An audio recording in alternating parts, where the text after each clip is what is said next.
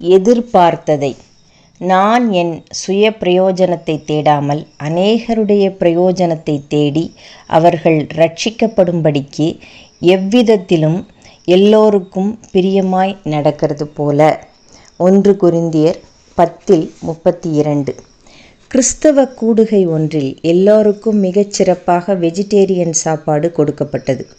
விதவிதமாக ஐட்டங்கள் இலையை நிரப்பி அநேகர் மிக சூப்பர் என்று சொல்லிக்கொண்டே சாப்பிட்டார்கள்.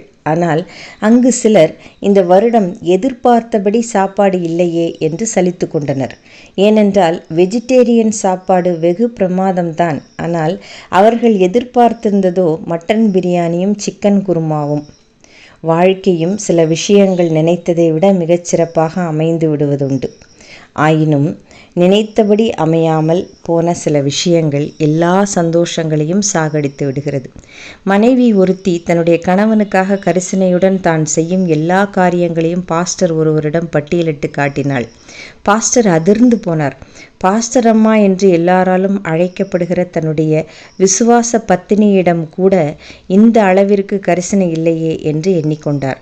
ஆனால் அந்த பெண் தொடர்ந்து பேசும்போது, இப்படியெல்லாம் செய்தும் என் கணவனுக்கு கொஞ்சமும் நன்றி விசுவாசம் கிடையாது என்று கூறி அழுதாள். அவர் எப்பொழுதும் என்னிடம் கோபமாகவே நடந்து கொள்கின்றார் என்று கூறி வருத்தப்பட்டாள். பாஸ்டர் கணவரிடம் விசாரித்தார். இவ்வளவு நல்ல மனைவியை பெற்றிருந்தும் ஏன் எப்பொழுதும் கோபதாகமாகவே இருக்கிறீர்கள் என்று கேட்டார். அதற்கு அந்த கணவன், பாஸ்டர், எல்லாம் சரிதான், அவள் எனக்காக உயிரையும் கொடுக்க ஆயத்தமானவள்தான். ஆனால் என்னை வளர்த்து ஆளாக்கின பெற்றோரின் நிழலை கூட வெறுத்து ஒதுக்குகிறாளே என்றான். ஆம், ஏராளம் நல்ல காரியங்கள். ஆனால் எதிர்பார்க்கப்பட்ட ஒரு நல்ல விஷயத்தில் ஏற்பட்ட ஏமாற்றம் எந்த ஒரு நல்ல விஷயத்தையும் நினைக்க விடாமல் செய்துவிட்டது.